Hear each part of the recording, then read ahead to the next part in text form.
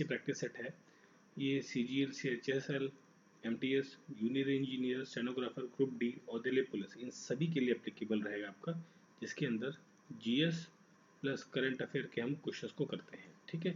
और अगर जो हम स्पेसिफिकली बात करें इन 3 एग्जाम्स की, तो इन 3 बेसिकली इन 4 एग्जाम्स के बारे में, तो इसके अंदर जो है ये आपका जो हमारी प्रैक्टिस सेट चल रही है, इसके अंदर ये 25 मार्क्स का कवर अप करता है। ठीक है, मतलब 1/4 of the syllabus in tier 1 के अंदर।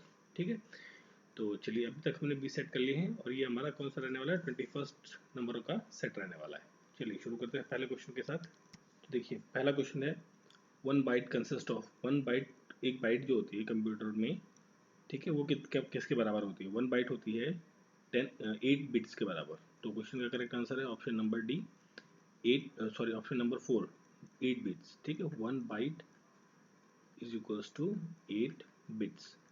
ठीक है, अब जो बिट्स है, बेसिकली ये जो बिट्स है ये क्या है, स्मॉलेस्ट यूनिट होती है डाटा मेजरमेंट, जो कि आइदर बाइनरी कोडिंग में चलती है या फिर 0 में या फिर 1 में, आइदर 0 और इन 1, इस फॉर्मेट में चलती है बिट, और 1 बाइट के बराबर होती है 8 बिट्स। ठीक है, और ये आपका एक कन्वर्जन आपको देखने को मिलता है। देखिए बिट है फिर बाइट है, फिर देन केबी होता है, केबी, एमबी, जीबी, इस तरीके से ये आपका जाता है कहाँ तक, जोटो बाइट तक, जोटो बाइट तक। ठीक है, तो जोटो बाइट देखिए अब हर एक के आगे ना आपको क्या लगाना है, 1024 है ना, 1024 आपको ऐड ऑन कर देना है और एक नई नई चीज़ें आपको मिलती जाएंगी। ठीक है, तो क्वेश्चन का करेक्ट आंसर ऑप्शन नंबर 4। फिर देखिए नेक्स्ट क्वेश्चन है, ये बेसिकली एक करंट अफेयर से रिलेटेड क्वेश्चन है कि दो रामसर साइट कन्वेंशन हुई थी 1971 के अंदर। ठीक है, तो भारत में अभी देखिए अभी तक जो हमारे पास कितने 45 जो रामसर वेटलैंड साइट्स थी, अभी रिसेंटली 2 साइट्स और ऐड हुई हैं, और वो 2 साइट्स ऐड होने के बाद हमारे पास जो है इंडिया के अंदर 47, total number of 47 Ramsar sites आपको देखने को मिल रही हैं। तो इसमें पूछा कि जो 47th नंबर की जो साइट है वो कौन सी है, वो है आपकी हैदरपुर वेटलैंड साइट। और ये हैदरपुर वेटलैंड साइट कहाँ पर है, ये आपका जो गंगा बैराज है, ठीक है, बिजनौर डिस्ट्रिक्ट के अंदर, बिजनौर डिस्ट्रिक्ट है जो गंगा बैराज, उसके पास में ये देखने को मिलती है साइट में। ठीक है, और ये बेसिकली अब हम बात कर रहे हैं बिजनौर की बात कर रहे हैं, तो ये कहाँ पर आ गया, उत्तर प्रदेश के अंदर। ठीक है, तो मोटा मोटा हम कहें कि हैदरपुर जो वेटलैंड है वो आपका जो 47th नंबर का वेटलैंड साइट है इंडिया का, वो उत्तर प्रदेश में बिजनौर में है। ठीक है, स्पेशली, और बिजनौर कहाँ पड़ता है, ये वेस्टर्न यूपी में, वेस्टर्न यूपी का पार्ट है, उत्तर प्रदेश का पार्ट है। ठीक है, जो आपका मेरठ, मुजफ्फरनगर, वो वाला जो पार्ट है उस एरिया में देखने को, मतलब उस एरिया में बेसिकली ये प्लेस है आपका। ठीक है, अब देखिए यहाँ पर एक हरिके वेटलैंड है नाम, तो हरिके वेटलैंड आपको कहाँ देखने को मिलता है, पंजाब के अंदर, पीवी मैंने लिखा है शॉर्ट में पंजाब के लिए। रोपड़ भी आपका पंजाब में है। वुलर वेटलैंड आपका कहाँ है, जम्मू एंड कश्मीर के अंदर। वुलर लेक जो है वो आपकी जम्मू एंड कश्मीर में है, तो वहीं पर एक ये वुलर वेटलैंड है जम्मू एंड कश्मीर के अंदर। ठीक है, तो क्वेश्चन का correct answer option number D, Haiderpur wetland, जो आपका कौन सा है, 47th नंबर का वेटलैंड साइट है आपकी, रामसर साइट है आपकी। फिर देखिए नेक्स्ट क्वेश्चन है, who among the following has been crowned as a Miss Universe 2021। 2021 के अंदर जो मिस यूनिवर्स का ताज है वो किन्हें मिला, ये मिला था किसको, हरमीत संधू को। ठीक है, Harmeet, sorry not Harmeet, Harnaaz Sindhu, option A नहीं, ऑप्शन सी रहेगा, Harnaaz Sandhu, same same name में थोड़ा सा कन्फ्यूजन हो गया मुझे। तो हरनाज संधू को मिला था ये जो आपका मिस इंडिया 2021 का जो टाइटल है। और इस बार जो 2021 के अंदर जो मिस इंडिया इवेंट हुआ है, ये कौन सा संस्करण है, कौन सा एडिशन है, 70th एडिशन है, और ये आयोजित हुआ था 13 दिसंबर 2021 से लेकर 21 में ये आयोजित किया गया था, कहाँ पर, इसराइल के अंदर, इसराइल के अंदर आयोजित किया गया था। ठीक है, तो हरनाज संधू जिन्होंने मिस यूनिवर्स 2021 का जो खिताब है वो अपने नाम किया है। Who became the formula 1 world champion, जो फार्मूला 1 रेस होती है, गाड़ियों की रेस होती है, उसके अंदर कौन चैंपियन बना है after winning the title at Abu Dhabi grand prix. ठीक है, अबू धाबी ग्रैंड प्रिक्स का जो टाइटल है उसको जीतने के बाद जो है वो फार्मूला 1 रेस का जो चैंपियनशिप है वो किसने जीती है, वो जीती है मैक्स वर्स्टेपन ने, ठीक है, Verstappen, Max Verstappen. Option number C is the correct answer of this question. और इन्होंने किसको हराया है? ये एक्चुअली ड्राइवर हैं किसके? ये बेसिकली ड्राइवर हैं जो रेड बुल की तरफ से, रेड बुल जो आपका एनर्जी ड्रिंक आता है उसकी तरफ से ये ड्राइवर हैं। और इन्होंने हराया है किसको? लुइस हैमिल्टन को, लुइस हैमिल्टन। और लुइस हैमिल्टन किसकी तरफ से फाइट करते हैं, लड़ते हैं, मतलब रेस करते हैं? ये करते हैं मर्सिडीज, मर्सिडीज जो आपकी लग्जरी कारों की जो ब्रांड है मर्सिडीज, उसकी तरफ से ये रेस करते हैं। तो इन मैक्स ने लुइस हैमिल्टन को हराकर ये अपना जो फार्मूला वन का जो खिताब है उसको जीता है। और लुइस हैमिल्टन ने जो है ये फार्मूला वन का जो खिताब है, फार्मूला वर्ल्ड चैंपियनशिप का जो खिताब है, ये 7 बार जीता है। 7 टाइम्स विनर रह चुके हैं लुइस हैमिल्टन, ठीक है। इंपॉर्टेंट क्वेश्चन है, option number C is correct answer. Who bagged a silver medal at Para World Taekwondo Championship? किसने बेसिकली जो ये मेडल है, बेसिकली सिल्वर मेडल जीता है किसमें? पैरा वर्ल्ड ताइक्वांडो चैंपियनशिप के अंदर। वो जीता है चंदीप सिंह ने। Option number C is correct answer, Chandeep Singh. और ये जो है चंदीप सिंह, ये पहले एथलीट हैं, फर्स्ट एथलीट हैं कहाँ से? जम्मू एंड कश्मीर से, ठीक है। जम्मू एंड कश्मीर से फर्स्ट एथलीट थे जिन्होंने ये टाइटल अपने नाम किया है, ठीक है। जिसमें बेसिकली इन्होंने इस टूर्नामेंट के अंदर सिल्वर मेडल जीता है, ठीक है। और ये जो टूर्नामेंट है ताइक्वांडो जो टूर्नामेंट पैरा वर्ल्ड, ये आपकी आयोजित की गई थी कहाँ पर? इस्तानबुल में, इस्तानबुल। और इस्तानबुल किसकी कैपिटल है? कहाँ पर है बेसिकली इस्तानबुल में? ये इस्तानबुल है टर्की के अंदर, टर्की में, टर्की में इस्तानबुल। और ये कब हुई थी? ये हुई थी 12 दिसंबर, 12 दिसंबर 2021 को, ठीक है। लास्ट ईयर आपके 2 महीने पहले, लगभग 2 ढाई 3 महीने पहले अप्रॉक्सीमेटली ये आयोजित की गई थी, जिसमें चंदीप सिंह ने सिल्वर मेडल जीता है, ठीक है, जो कि पहले एथलीट है कहाँ से? जम्मू एंड कश्मीर से।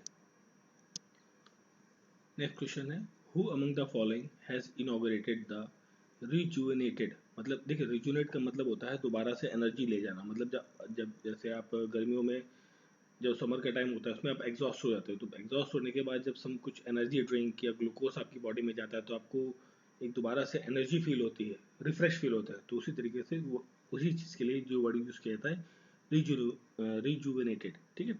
एंड ट्रांसफॉर्म किया श्री काशी विश्वनाथ धाम। अब ये काशी विश्वनाथ धाम जो है कहाँ पर है? वाराणसी में है, वाराणसी में, ठीक है।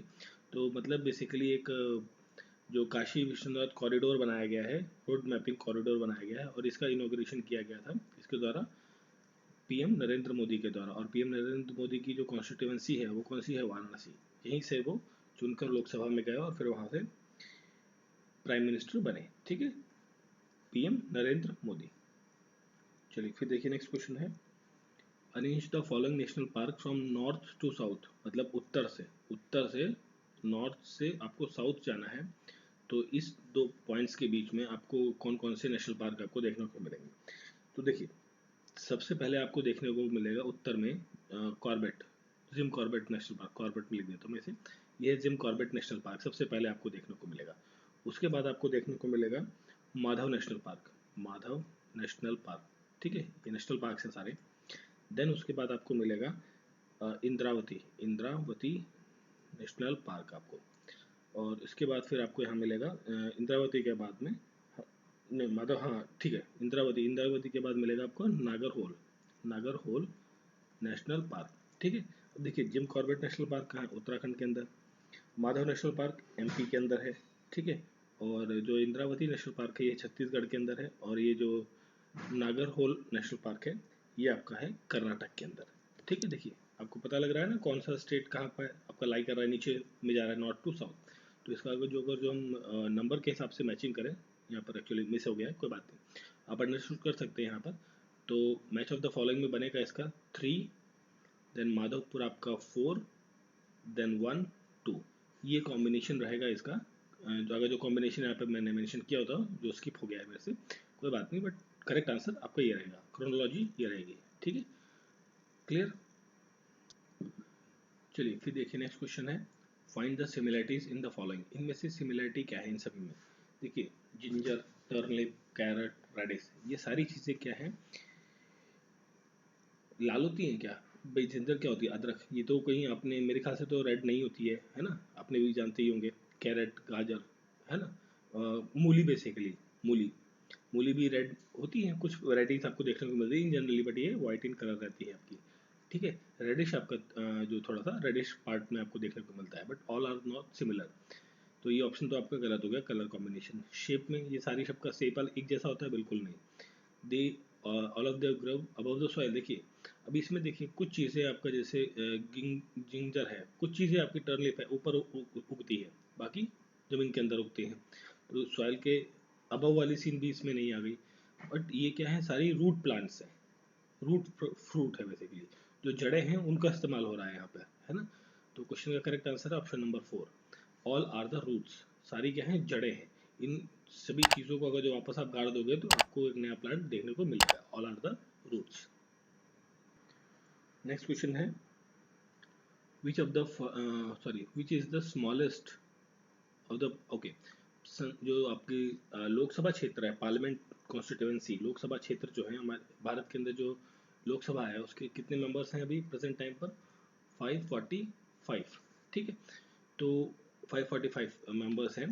तो उन मेंबर्स में से, अब देखिए इस मेंबर्स में से जो सबसे छोटा पार्लियामेंट्री एरिया पूछा गया है, ठीक है, सबसे छोटा कॉन्स्टिट्यूएंसी कौन सी है in terms of voter, voter मतलब जो वहाँ पर जो जनसंख्या है उनके बारे में, उनके कॉन्टेक्स्ट में ये बात करी गई है।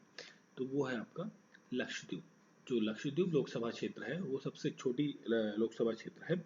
यहाँ पर जो जनसंख्या है बेसिकली, अगर जो हम बात करें वोटर स्ट्रेंथ की हम बात कर रहे हैं यहाँ पे, तो वो कौन सी है, कितनी है, वो लगभग 47,972, ठीक है। इतने लोगों की एक ये कॉन्स्टिट्यूंसी है इस एरिया में। इतने नंबर मतलब लगभग 48,000 लोग, अप्रॉक्सीमेटली 48,000 लोगों की जो ये है कॉन्स्टिट्यूंसी है लक्षद्वीप। तो क्वेश्चन का करेक्ट आंसर ऑप्शन नंबर 5। फिर देखिए next question, fluoride in environment primary comes from. जो फ्लोराइड है इन्वायरमेंट के अंदर वो आमतौर पर कहाँ से आता है, ठीक है। तो अगर जो हम बात करें इन्वायरमेंट की बात कर रहे हैं, तो हम बेसिकली क्या बात कर रहे हैं, नेचुरल सोर्सेज की, नेचुरल सोर्सेज ऑफ फ्लोराइड, ठीक है। नेचुरल सोर्सेज ऑफ फ्लोराइड कौन कौन से होते हैं, एक फ्लोराइट होता है, एक टर्म होता है फ्लोराइट, फ्लोराइट, ठीक है, फ्लोराइट हो गया, और आपका क्रायोलाइट हो गया, क्रायोलाइट, ठीक है। दीज आर द, और एक फ्लोरोपेप्टाइड होता है, फ्लोरोपेप्टाइड। तो ये तीन बेसिकली क्या है, नेचुरल सोर्सेस हैं फ्लोराइड के, जो इसकी वजह से इन्वायरमेंटल में आते हैं। अब देखिए यहाँ पर आपका क्या है ऑप्शन में, इन्वायरमेंट में फ्लोराइड आने के लिए क्या चाहिए, फ्लोराइड। तो option number 3 is the correct answer. ये नेचुरली आते हैं इन्वायरमेंट में, ठीक है। फ्लोराइड, क्रायोलाइड और फ्लोरा पेप्टाइड, ठीक है, पेप्टाइड, ये तीन चीज़ें हैं, तीन नेचुरल सोर्सेज हैं जिसकी वजह से फ्लोराइड जो है वो इन्वायरमेंट में आता है। अब इसके साथ साथ कुछ और सोर्सेज होते हैं जिसकी वजह से फ्लोराइड इन्वायरमेंट में आता है। देखिए ये तो नेचुरल की बात है रही, तो नेचुरल तो ये हो गया।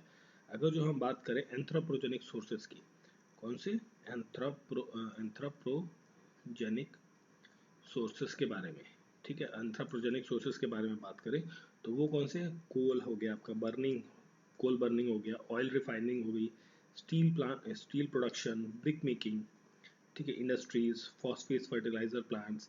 तो इस तरीके की जो भी चीज़ें हैं ये सारी क्या है, एंथ्रोपोजेनिक सोर्सेज है, जिसकी वजह से फ्लोराइड जो है इन्वायरमेंट में जाता है। बट यहाँ पर कोई एंथ्रोपोजेनिक सोर्स के बारे में ऑप्शन नहीं है, तो हम जा रहे हैं सीधा नेचुरल सोर्स की तरफ, ठीक है। तो दो टाइप के सोर्सेज आपको देखने को मिलते हैं जिसकी वजह से फ्लोराइड आपका इन्वायरमेंट में फैलता है, ठीक है। नेक्स्ट क्वेश्चन है, the following is not a macronutrient. देखिए यहाँ पर टर्म है मैक्रोन्यूट्रिएंट। तो जो मैक्रोन्यूट्रिएंट होते हैं वो एक्चुअली रिक्वायर्ड होते हैं हमारी बॉडी के लिए इन लार्ज अमाउंट, मतलब बहुत ज़्यादा तादाद में हमें चाहिए मैक्रोन्यूट्रिएंट को, ठीक है। अब देखिए मैक्रोन्यूट्रिएंट के एग्जांपल की हम बात करें, जैसे कौन कौन से मैक्रोन्यूट्रिएंट्स होते हैं, जैसे आपका कार्बोहाइड्रेट होता है, कार्बोहाइड्रेट, ठीक है, प्रोटीन, आपका फैट, एंटीऑक्सीडेंट, ठीक है, फाइबर्स, वाटर, ये सारे क्या हैं आपके मैक्रोन्यूट्रिएंट्स है। मतलब इनकी क्वांटिटी जो है, मतलब मैक्रो मतलब बड़ा, है ना, इनकी क्वांटिटी हमें लार्ज क्वांटिटी में हमें कंजप्शन करना होता है नहीं इन अ डेली रूटीन, ठीक है, बॉडी को अच्छे से वर्क करने के लिए। अब एक और दूसरे होते हैं, वो होते हैं आपके माइक्रो न्यूट्रिएंट, माइक्रो न्यूट्रिएंट, ये तो मैक्रो हो गए, macro macro then micro. Micro कौन से होते हैं आपके, जैसे आपका कैल्शियम, आयरन, आपका वाइटामिन्स, मिनरल्स, ये जितने भी इस तरीके के आइटम्स होते हैं ये सारे आपके माइक्रोन्यूट्रिएंट्स कहलाते हैं, ठीक है।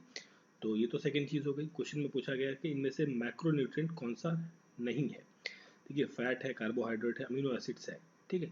वाइटामिन्स नहीं है। वाइटामिन्स क्या है आपकी, ये आपकी माइक्रोन्यूट्रिएंट्स है। तो क्वेश्चन का करेक्ट आंसर हो गया ऑप्शन नंबर 1, ठीक है। चलिए फिर देखिए नेक्स्ट क्वेश्चन है, at present there are 12 schedules. Bharat के संविधान में आज की डेट में हमारे पास कितने शेड्यूल है, 12। जब हमारा संविधान बना था उस टाइम कितने शेड्यूल थे, 8 शेड्यूल थे। बाद में हमने 4 शेड्यूल्स को ऐड ऑन किया इसमें। What does first schedule of the Indian constitution deals with, पूछा गया है इसमें। जो पहला शेड्यूल है वो किस बारे में बात करता है, तो पहला शेड्यूल जो है वो बारे में बात करता है किसके, इंडिया और उसकी टेरिटरी के बारे में, ठीक है। जैसे आपका आर्टिकल नंबर 1 to 4, ये 4 आर्टिकल्स जो है ये आपके किसके बारे में बात करते हैं, इंडिया और उसकी टेरिटरीज के बारे में बात करते हैं, ठीक है। तो यहाँ पर भी वही है, जो शेड्यूल 1 है वो भी आपका बात करता है इंडिया और उसकी टेरिटरीज के बारे में, ठीक है। तो क्वेश्चन नंबर, इस क्वेश्चन का करेक्ट आंसर है ऑप्शन नंबर 1।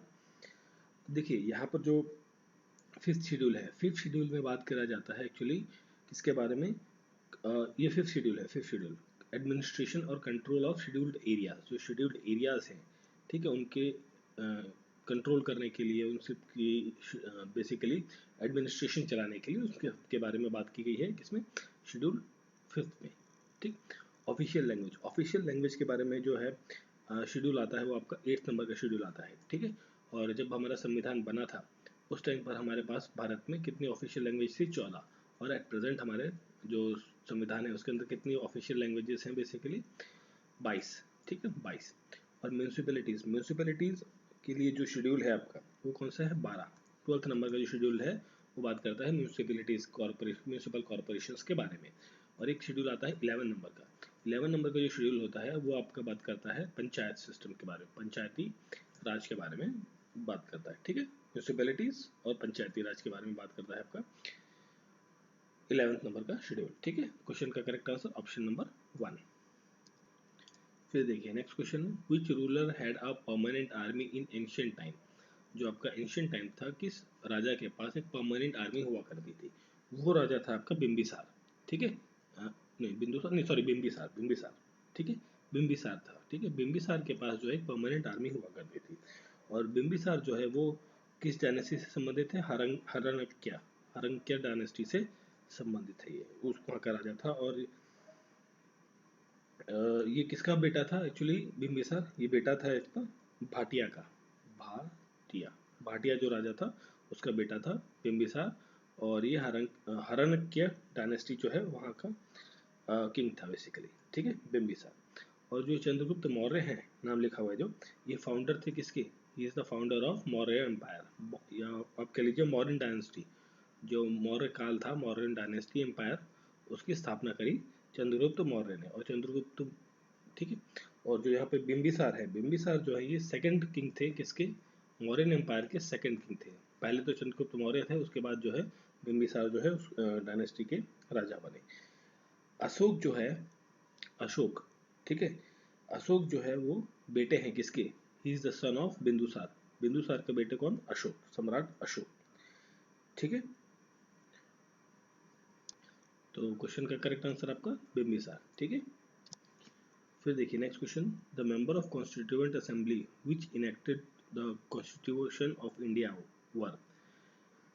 अब देखिए ये जो क्वेश्चन है इसमें पूछा गया है 14th नंबर क्वेश्चन में कि जो मेंबर ऑफ कॉन्स्टिट्यूएंट असेंबली हैं, ठीक है, जो चुने गए, वो इनेक्ट हुए कॉन्स्टिट्यूशन के अंदर कब वो हुए थे, कैसे कैसे मतलब किस तरीके से वो लोग नॉमिनेट हुए।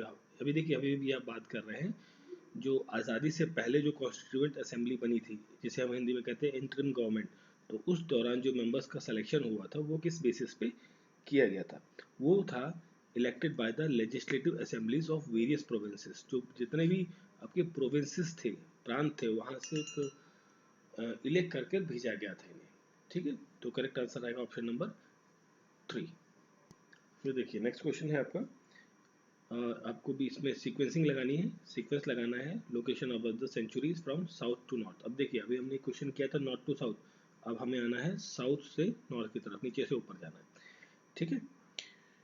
तो इसमें देखिए सबसे नीचे जो आपको देखने को मिलेगी इन बेसिकली ये क्या है, ये आपके नेशनल पार्क है, पेरियार नेशनल पार्क, दजीचम national park, Sariska national park और कान्हा नेशनल पार्क, ये भी नेशनल पार्क है आपके।